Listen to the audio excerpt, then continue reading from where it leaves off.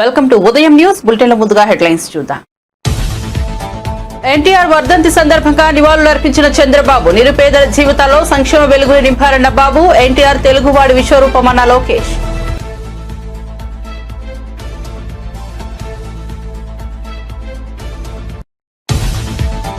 CM Revanth Reddy అబద్దాలపై BRS నేత హరీష్ రావు మరోసారి తీవ్ర విమర్శలు. ఇచ్చిన హామీలు అమలు చేశామని ఢిల్లీకి వెళ్లి అబద్దాలు ప్రచారం చేస్తున్నారని మండిపాటు.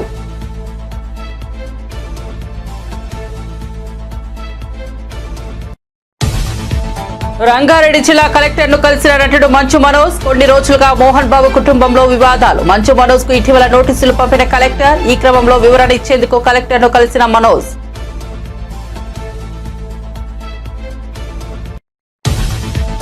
నంబూరు గ్రామంలో స్వచ్ఛ ఆంధ్ర స్వచ్ఛ దివస్ కార్యక్రమం. పాల్గొన్న డిప్యూటీ సీఎం పవన్ కళ్యాణ్. గ్రామంలోని ఘన వ్యర్థాల నిర్వహణ కేంద్రం పరిశీలన. 35 మంది పారిశుద్ధ్య కార్మికులకు సత్కారం.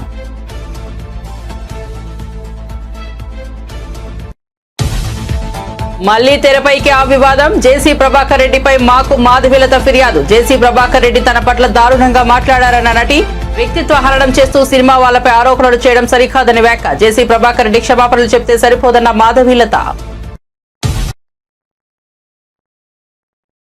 ఇక వార్త వివరాల్లోకి వెళ్తే, రాష్ట్ర ఉప ముఖ్యమంత్రి పవన్ కళ్యాణ్ గుంటూరు జిల్లా పెదకాకారి మండలం నంబూరు గ్రామంలో స్వచ్ఛ ఆంధ్ర స్వచ్ఛ దివస్ కార్యక్రమంలో పాల్గొన్నారు. గ్రామంలోని సాలిడ్ వేస్ట్ మేనేజ్మెంట్ కేంద్రాన్ని పరిశీలించారు. చెత్త సేకరణ, నిర్వహణ, సంపద సృష్టి తదితర అంశాలను అధికారులను అడిగి తెలుసుకున్నారు.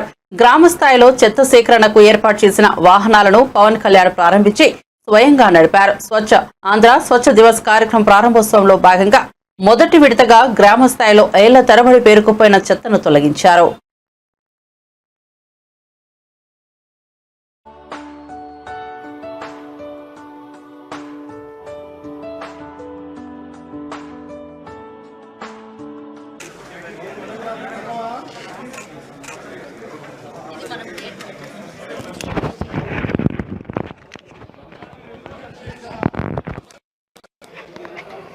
కాఫీ మంచి ప్రేమ కదా, కాఫీ మంచి ప్రేమ.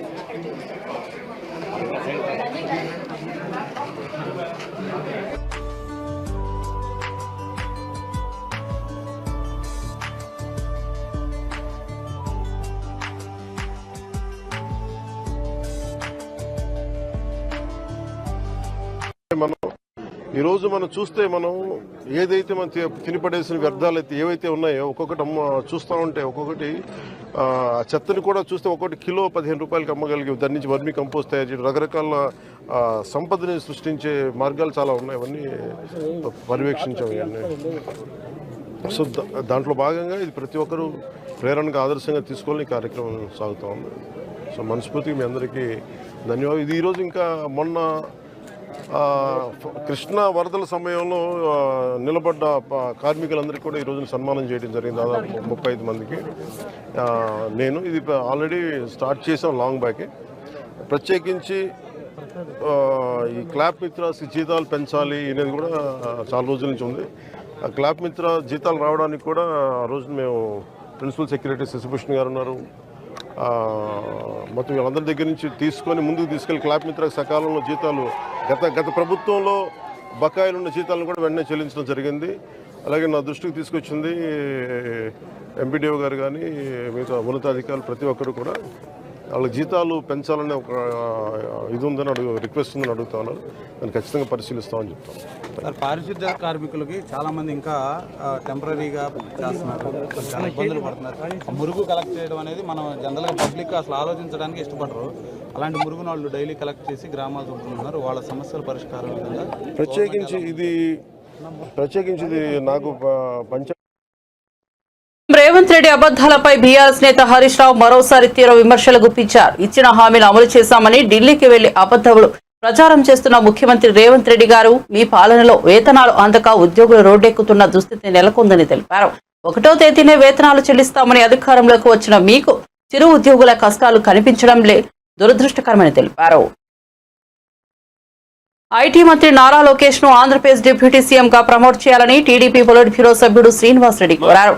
ఎన్టీఆర్ 29వ వర్ధంతి సందర్భంగా మైదకూరులో ఏర్పాటు చేసిన సభలో ముఖ్యమంత్రి చంద్రబాబు పాల్గొన్నారు. ఈ నేపథ్యంలో శ్రీనివాసరెడ్డి మాట్లాడుతూ రాష్ట్ర అభివృద్ధి కోసం నారా లోకేష్ చేస్తున్న కృషిని గుర్తించమని విజ్ఞప్తి చేశారు.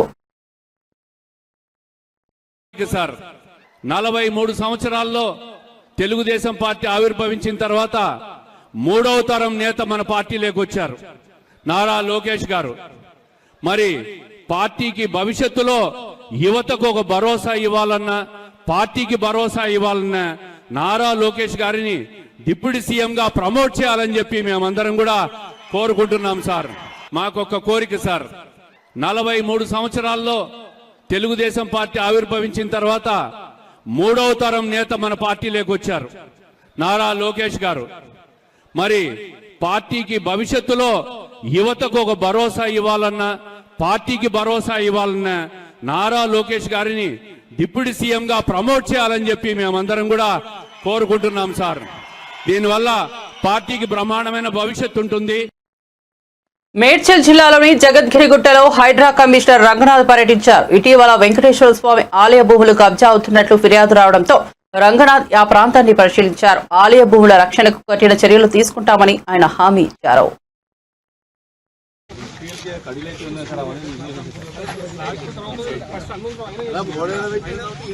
బాలకృష్ణ అంటే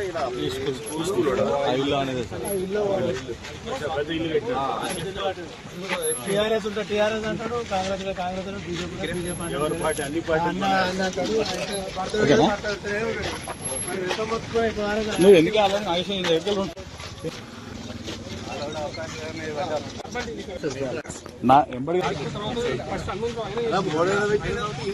బాలకృష్ణ అంటే పోలవరం ప్రాజెక్టులో కీలకమైన డయాఫ్రమ్ వాల్ నిర్మాణ పనులు ప్రారంభమయ్యాయి. ఇందుకు సంబంధించిన పనులకు కాంట్రాక్టు సంస్థ ప్రారంభించింది. 1.396 కిలోమీటర్ల పొడవైన డయాఫ్రమ్ వాల్ నిర్మాణం కోసం ప్రణాళికలు రూపొందించారు. 1.5 మీటర్ల మందంతో నది ప్రవాహ మార్గంలో భూమి లోపల దీని నిర్మాణం చేపట్టనున్నారు.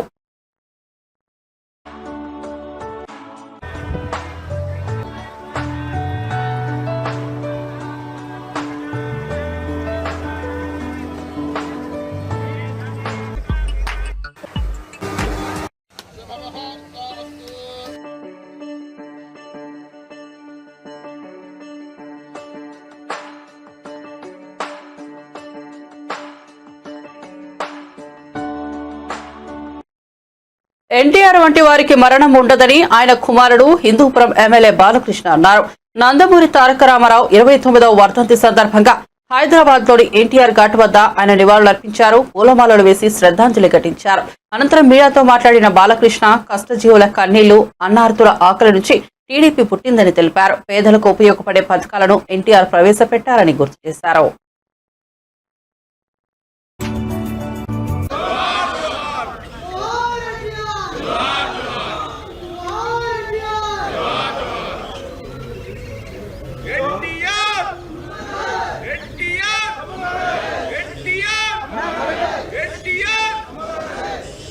ఈ భూమి మీద అందరూ పుడతారు గెడతారు, కానీ అందరు మహానుభావులు కాలేరు. ఒక మనిషి మహోన్నత విజయపథంలోకి నడవాలంటే, అత్యున్నత శిఖరాలకు ఎదగాలంటే సంకల్పం కావాలి, అకుంఠ దీక్ష పొందాలి, నీ దారిలో నువ్వు నడవాలి అని మా నాన్నగారు నాతో ఎప్పుడు చెప్తుండేవారు. ఎన్నో సందర్భాల్లో నేను చెప్పడం జరిగింది. ఎన్టీఆర్ అంటే కేవలం నందమూరి తారక రామారావు కాదు, ఎన్నంటే నటనాలయం, ఆయన ఇల్లు ఒక నటనాలయం, అందులో ఆయన ఒక నటరాజు నరసింహుడు. టీ అంటే తారమండలంలోని తారక ధృవతారకుడు, ఆర్ అంటే రాజర్షి రారాజు, రాజకీయ దురంధర యుగంధరుడు, రమణీయ రమ్య కమనీయ సౌమ్య గుణదాముడని. మొన్ననే ఆయన శత జయంతి జరుపుకోవడం జరిగింది. ఆయన సినిమా పరిశ్రమకు వచ్చి 75 సంవత్సరాలు మన దేశం ఆయన మొదటి సినిమా. పాత్రలో పరకాయ ప్రవేశం చేసి ఆ పాత్రలను ఆయన అణువణువులో జీర్ణింపు చేసుకుని ఆ పాత్రలకి న్యాయం చేసిన నట ధీరుడు నందమూరి తారక రామారావు గారు.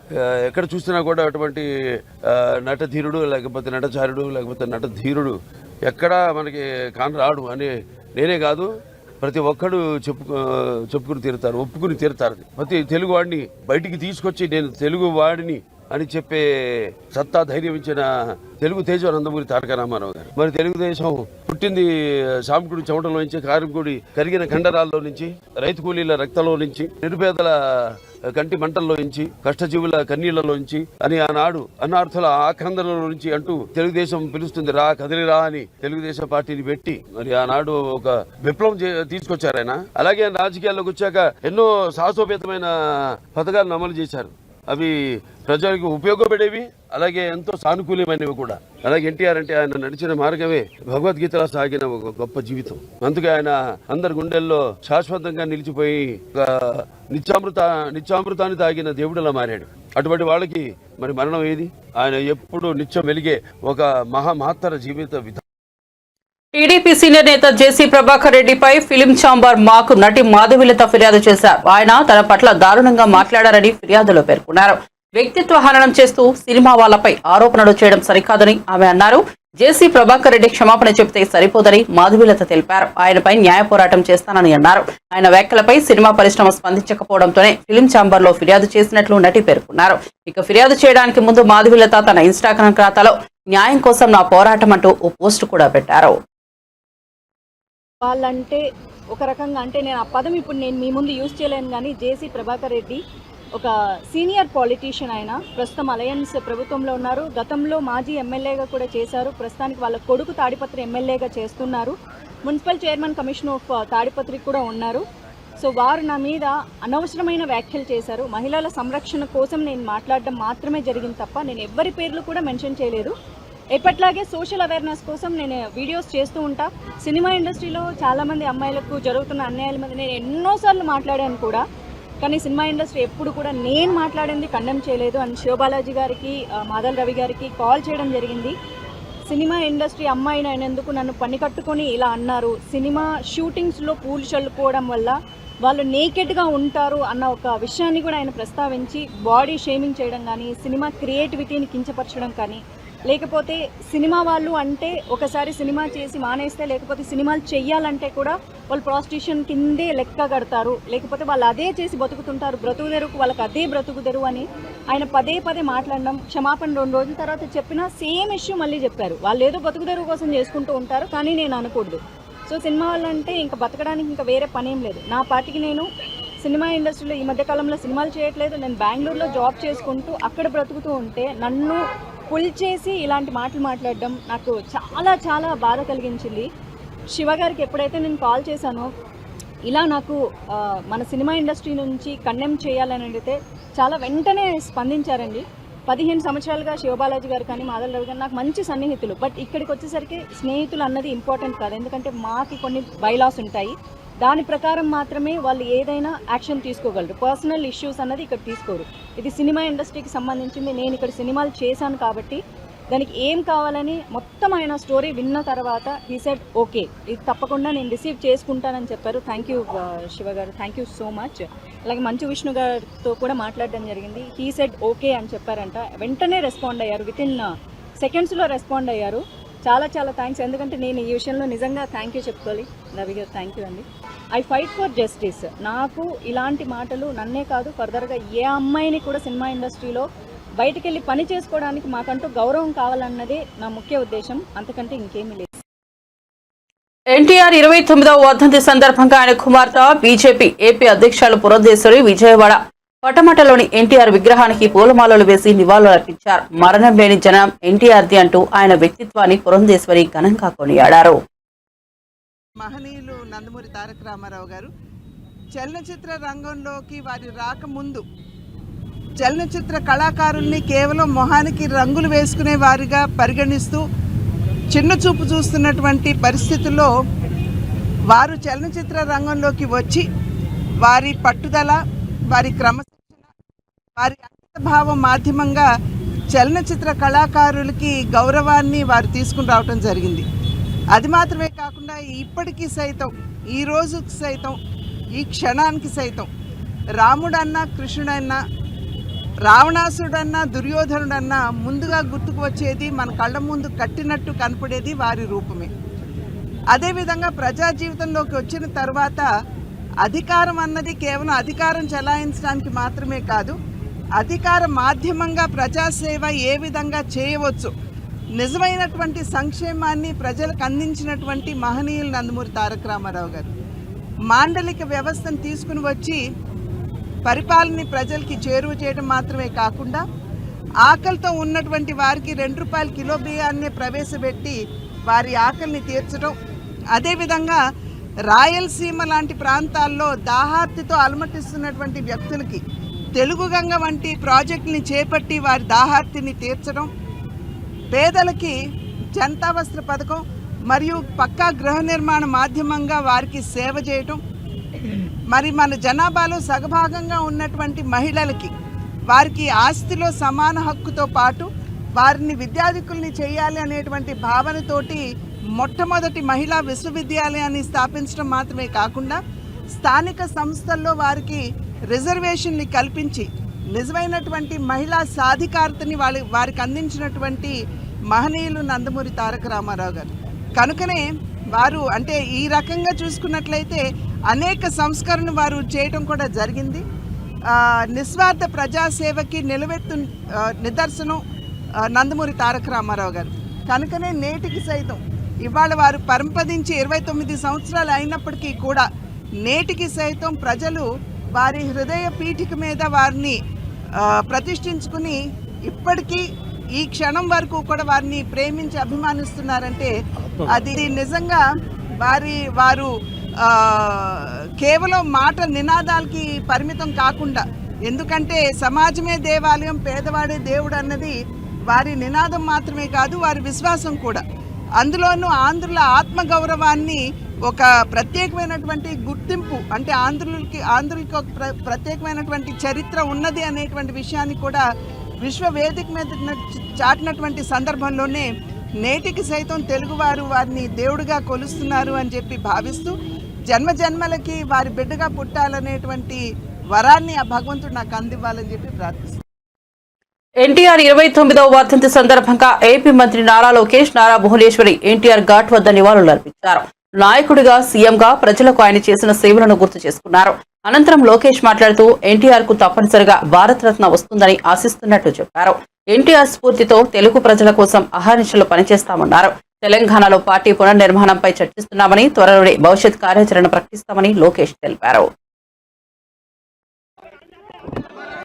రాజకీయాల్లోకి వచ్చిన తర్వాత కేవలం 9 నెలల్లో ఒక ప్రపంచం సృష్టించి తెలుగుదేశం పార్టీని అధికారంలోకి తీసుకొచ్చిన వ్యక్తి అన్నా ఎన్టీఆర్. ముఖ్యమంత్రి అయిన తర్వాత కూడా ₹2 కిలో బియ్యం కానివ్వండి, పటేల్ పట్వారీ వ్యవస్థ రద్దు చేస్తాం కానివ్వండి, మహిళలకి ఆస్తుల్లో సమాన హక్కు కల్పిస్తాం కానివ్వండి, ఇట్లా అనేక సంస్కరణలు తీసుకొచ్చారు అన్నా ఎన్టీఆర్. అన్నా ఎన్టీఆర్ వల్లనే ఈరోజు తెలుగులో తలెత్తుకుని తిరిగే పరిస్థితి వచ్చింది. ఒక వ్యక్తితో ప్రారంభమైన తెలుగుదేశం పార్టీ ఈ రోజు 1 కోటి మందితో సభ్యత్వాలు తీసుకుని నిజంగానే చాలా గర్వకారణం. ఏ ఆశయాలతో అయితే అన్న ఎన్టీఆర్ తెలుగుదేశం పార్టీని స్థాపించారో మేమందరం కలిసికట్టుగా తెలుగు వాళ్ళు ఎక్కడున్నా వాళ్ళకి అండగా నిలబడడానికి, తెలుగు జాతి ఎక్కడున్నా వాళ్ళ అగ్రస్థానంలో ఉండాలని లక్ష్యంతో మేమందరం అహర్నిశలు పనిచేస్తామని మీకు తెలుపుకుంటూ, అన్న ఎన్టీఆర్ గారు నాకు చిన్నప్పుడు గుర్తుంది ఒకటే, ఆయన చూస్తే భయం కలిగేది. ఎందుకంటే ఆయన ఒక పెద్ద పర్సనాలిటీ. మనవాడైనా ఆప్యాయంగా పిలిచినా ఇంట్లో మాకు చెప్పి పంపించారు, ఎవరి దగ్గర పెట్టుకో, పిచ్చి పనులు చేయొద్దని. కొంచెం అల్లరి ఎక్కువ నేను చిన్నప్పుడు. ఆయన చూసినప్పుడు ఎప్పుడు భయపడుతూ ఉండేవాళ్ళు. కానీ మనవాడు కానీ మనవరాలు కానివ్వండి అందరూ దగ్గర తీసుకునేవారు, ప్రేమగా చూసేవారు. మేము అందరం చిన్న వయసు కలిగిన వాళ్ళం. ఆయన ఏ ఆశయాలతో అయితే పార్టీని స్థాపించి, ఏ ఆశయాలతో అయితే పార్టీని నడిపించారో మాకు ఇప్పుడు కూడా తెలుసు. ఇటు తెలంగాణ కానివ్వండి, అటు ఆంధ్రాలో కానివ్వండి సీనియర్ నాయకులు ఉన్నారు. వాళ్ళందరూ మాకు గుర్తు చేస్తూ ఉంటారు. మేము ఎప్పుడు దారి తప్పితే మాకు 2 ముట్టకాయలు వేసి మళ్ళీ దారిలో పెడతారు మళ్ళీ. సో మాకు ఆ కమిట్మెంట్ ఉంది. ఏ ఆశయాలతో అయితే పార్టీని స్థాపించారో అదే ఆశయాలతో పార్టీని మేము ముందుకు తీసుకెళ్తాం. అన్నగారితో ఉన్న నాకు బెస్ట్ మెమరీ అంటే, ఒకసారి ఆయన మేమందరం హ్యాబిట్స్ లో ఆయన ఉన్నప్పుడు మమ్మల్ని బయటికి తీసుకెళ్ళండి అని మేమందరం కోరాం. మనోడు మనవరాలు మేము 10 మంది ఉంటే మేమందరం గొడవ పెట్టి మీరు మమ్మల్ని బయటికి తీసుకెళ్ళాలి. అప్పుడు ఆయన ముఖ్యమంత్రి. ఆయనకు ఒక పెద్ద బండి ఉండేది, ప్యాకర్డ్ అని, ఇప్పుడు కూడా ఉంది మా మామయ్య గారి దగ్గర. ఆయన నేనే నడుపుకుంటే తీసుకెళ్తానని ఏమో స్పీడ్కి వెళ్ళారు. మేము గండిపేటకి వెళ్తుంటే లెఫ్ట్కి వెళ్ళాలా రైట్కి వెళ్ళాలని డౌట్ వచ్చింది. సగం మంది మేము లెఫ్ట్ అన్నా, సగం మంది రైట్ అన్నా. ఆయన తీసుకెళ్ళి సెంటర్లో కుదిరారు. సో ఇప్పుడు కూడా నేను మర్చిపోలేను, ఎందుకంటే యాక్సిడెంట్ కారణం మేమందరే, మనోడు మనవరాలు వెనకాల కూర్చున్నాను. అట్లా అనేక మంచి మెమరీస్ పెద్ద మాకు. సార్ ఎన్టీఆర్ గారి శత జయంతి ఉత్సవాలు ఇప్పటికే పూర్తయ్యాయి. భారతరత్న డిమాండ్ అనేది అది ఇంకా అలాగే ఉంది. ఏ విధంగా ముందుకెళ్ళున్నారు సార్? మా డిమాండ్ ఉంది. మా జాతీయ అధ్యక్షులు వారు చంద్రబాబు నాయుడు గారు దానిపైన స్పష్టంగా ఈరోజు కూడా మారుతారు. ఆ డిమాండ్ ఉంది. మేము కేంద్ర ప్రభుత్వంతో కూడా మారుతున్నాం. తప్పనిసరిగా అన్న ఎన్టీఆర్కి భారత రత్న ఇస్తారని మేము ఆశిస్తాం. ఆనాడు ఉమ్మడి రాష్ట్రం ఉన్నప్పుడు విశాఖ ఉక్కు, ఆంధ్రుల హక్కు అనే ఉద్యమం జరిగింది. అందరం అంటే తెలంగాణ కానీ అటు ఆంధ్ర రాష్ట్ర ప్రజలు కానీ కలిసికట్టుగా పోరాడి ఉక్కు ఫ్యాక్టరీ సాధించారు. ఆ ఉక్కు ఫ్యాక్టరీ గతంలో వాజ్పేయి గారు ప్రధానమంత్రిగా ఉన్నప్పుడు ఇట్లానే పరిస్థితి వస్తే ఆనాడు బాబు గారు, ఎర్రంనాయుడు గారు సంప్రదింపులు చేసి విశాఖ ఉక్కుని కాపాడుకున్నారు. అదేవిధంగా ఇప్పుడు మళ్ళీ చంద్రబాబు నాయుడు గారు, కేంద్రంలో ఉన్న నరేంద్ర మోడీ గారి నాయకత్వంతో మన నిర్మలా సీతారామన్ గారు, కుమారస్వామి గారు కలిసికట్టుగా కూర్చుని విశాఖ ఉక్కుని కాపాడుకోవాలంటే వాళ్ళు అదనంగా నిధులు ఇస్తున్నారు. రాష్ట్ర ప్రభుత్వం కూడా అంటే పవర్, వాటర్ సబ్సిడీ ఇచ్చి ఉక్కు ఫ్యాక్టరీ, ఎందుకంటే అది స్ట్రాటజిక్ అసెట్, భారతదేశానికి కాపాడుకోవాలి, ప్రైవేటీకరణ జరగకుండా చేయాలి అనే లక్ష్యంతో మేము మాట్లాడుకుని సంప్రదింపులు చేసాం. 7 నెలల్లో సాధించినాం. తెలంగాణకు వచ్చేగల పార్టీలో పునర్నిర్మాణం చేయాల్సిన అవసరం ఉంది. మీరు చూస్తే సభ్యత్వాలు ఇప్పటికీ 1,60,000 మంది సభ్యత్వాలు, క్రియాశీలక సభ్యత్వాలు తీసుకోవడం జరిగింది. గతంలో మాకు తెలంగాణలో హైయెస్ట్ మెంబర్షిప్ ఉండేది 4 లక్షలు. ఇది మాకు 23 మంది ఎమ్మెల్యేలు ఉన్నప్పుడు మాకు 4 లక్షల సభ్యత్వం ఉండేది. అలాంటిది ఇప్పుడు ఎమ్మెల్యే లేకపోయినా 1,60,000 మంది సభ్యత్వాలు స్వచ్ఛందంగా ప్రజలే వచ్చి తీసుకున్నారంటే ఇంకా తెలుగుదేశం పార్టీ పైన తెలంగాణ ప్రజలకి ప్రేమ ఉంది, ఆశ ఉంది. సినీ నటుడు మంచు మనోజ్ రంగారెడ్డి జిల్లా కలెక్టర్ను కలిశారు. గత కొన్ని రోజులుగా వివాదాలతో మోహన్ బాబు కుటుంబం పతాక శీర్షికలకు ఎక్కుతోంది. తాజాగా మనోజ్ కలెక్టర్ను కలవడం ప్రాధాన్యత సంతరించుకుంది. ఇటీవల చోటు చేసుకున్న పలు విషయాల గురించి కలెక్టర్తో చర్చించారు. తన ఆస్తుల్లో ఉంటున్న వారిని ఖాళీ చేయించాలని కోరుతూ మోహన్ బాబు ఇటీవల మెజిస్ట్రేట్ను ఆశ్రయించారు. జల్పల్లిలోని తన నివాసాన్ని కొందరు ఆక్రమించుకున్నారని మోహన్ బాబు తన ఫిర్యాదులో పేర్కొన్నారు. తాను కొంతకాలంగా తిరుపతిలోనే ఉంటున్నానని తెలిపారు. అనంతరం ఆ నివాసంలో ఉంటున్న మనోజ్ కు కలెక్టర్ నోటీసులు పంపించారు. ఈ క్రమంలో వివరణ ఇచ్చేందుకు మంచు మనోజ్ తాజాగా కలెక్టర్ను కలిసినట్టుగా తెలుస్తోంది. అండ్ మా ఊరోళ్ళు విలేజర్స్ ది అక్కడ అడుగుతాడు, వీళ్ళది సమస్య ఎలా తెలుస్తుంది. అండ్ మా ఊరోళ్ళు విలేజర్స్ ది అక్కడ తెలుగే అండి, హిందీ మాట్లాడరు అక్కడ మా ఊర్లో ఎక్కువ, తిరుపతి సైడ్. అండ్ ఇంకా పల్లెటూరు సైడ్ అసలు రాదు. అండ్ వాళ్ళతో ఇంగ్లీష్లో మాట్లాడాలి, హిందీలో మాట్లాడాలని అర్థం కాక గిలగిలా కొట్టుకుంటున్నారు వాళ్ళు అక్కడ. అండ్ ఈ ప్రాసెస్లో వాళ్ళ దగ్గర క్యాషులు కలెక్ట్ చేయడాలు, ఇవన్నీ చేయడాలు చాలా కరెక్ట్ కాదు. అండ్ రీసెంట్లో కూడా మేము క్వశ్చన్ చేసుకుంది, తీసుకెళ్ళి ఏవేవో సిగ్నేచర్లు పెట్టించుకున్నారు, ఏవేవో చేస్తున్నారు అందరితో. అండ్ హాస్టల్స్కి లోన్ రేజ్ చేసుకుంటున్నారు. అండ్ ఇవన్నీ నేను I have complete document. And why this misuse of it. And like cinema తీస్తున్నారు, దానికి 200 కోట్లు ఖర్చు పెడుతున్నారు, అది ఎక్కడి నుంచి వస్తుందని కూడా తెలియట్లేదు. So these are all my questions. And ఇది ఎలాగా అనేది మీరు చెప్తే ఒకరిని నిలబెట్టేదానికి ఇంతమంది స్టూడెంట్స్ని, ఇంతమంది లోకల్ విలేజర్స్ని వాళ్ళ కష్టాన్ని మీద కొడతాం అనుకుంటే మాత్రం ఇది చాలా కరెక్ట్ కాదు. ఇది కూర్చొని మాట్లాడదాము పోరాటం ఎవరి మీద కాదండి, జస్టిస్ కోసం నా పోరాటం. అండ్ దీనికి కూడా ఈ వాట్ ఎవర్ మీరు అడిగిన క్వశ్చన్ కూడా వాట్ ఎవర్ కలెక్టర్ గారి డిసైడ్స్ విల్ ఫాలో దట్. అదే మెజిస్ట్రేట్ గారికి ఇదే చెప్పాను ఎగ్జాక్ట్లీ. ఇప్పుడు మీకు ఏదైతే చెప్పానో ఇదే నిజం చెప్పాను. అంటే ఇంట్లోకి నేను రానిట్లేదని, ఇంట్లో నేను చేయట్లేదని, అది చెప్పేదానికే కామెడీగా ఉందండి. అది నేనెందుకు రానియకుండా ఉంటాను, మీరందరూ హ్యాపీ రండి, నేను రానికపోతే. సో ఇదంతా ఫాల్స్ అలిగేషన్స్. స్టూడెంట్స్ కోసం నిలబడినందుకు ఇది చేసేది. తిరుపతి జిల్లాలోని శ్రీకాళహస్తీశ్వర ఆలయాన్ని సినీ నటుడు నారా రోహిత్ దర్శించుకున్నారు. ఆలయ అధికారులు ఆయనకు స్వాగతం పలికి దర్శన ఏర్పాట్లు చేశారు. దర్శనం అనంతరం ఆయనకు పండితులు ఆశీర్వచనం చేసి తీర్థ ప్రసాదాలు అందజేశారు.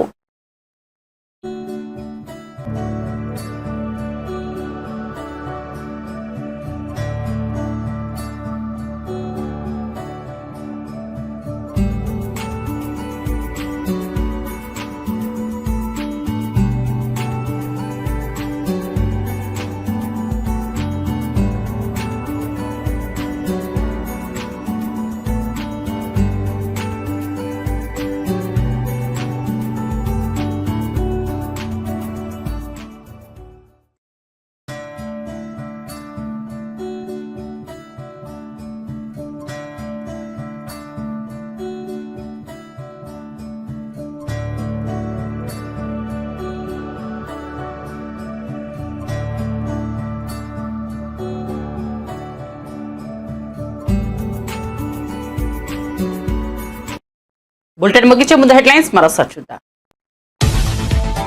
ఎన్టీఆర్ వర్ధంతి సందర్భంగా నివాళులర్పించిన చంద్రబాబు, నిరుపేదల జీవితాల్లో సంక్షేమ వెలుగులు నింపారన్న బాబు, ఎన్టీఆర్ తెలుగువాడి విశ్వరూపమన్న లోకేష్.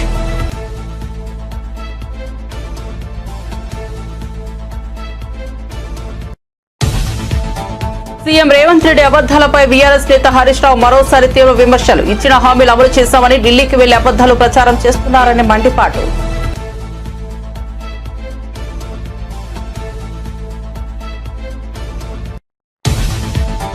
రంగారెడ్డి జిల్లా కలెక్టర్ను కలిసిన నటుడు మంచు మనోజ్. కొన్ని రోజులుగా మోహన్ బాబు కుటుంబంలో వివాదాలు. మంచు మనోజ్ కు ఇటీవల నోటీసులు పంపిన కలెక్టర్. ఈ క్రమంలో వివరణ ఇచ్చేందుకు కలెక్టర్ను కలిసిన మనోజ్.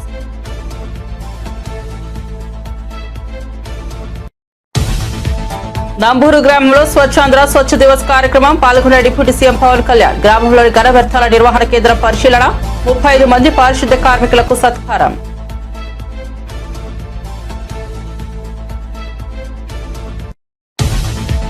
మళ్లీ తెరపైకి ఆ వివాదం. జేసీ ప్రభాకర్ రెడ్డిపై మాకు మాధవిలత ఫిర్యాదు. జేసీ ప్రభాకర్ రెడ్డి తన పట్ల దారుణంగా మాట్లాడారన్న నటి. వ్యక్తిత్వ హననం చేస్తూ సినిమా వాళ్ళపై ఆరోపణలు చేయడం సరికాదని వ్యాఖ్య. జేసీ ప్రభాకర్ రెడ్డి క్షమాపణ చెప్తే సరిపోదన్న మాధవిలత. అప్డేట్స్ కోసం చూస్తూనే ఉండండి ఉదయం న్యూస్.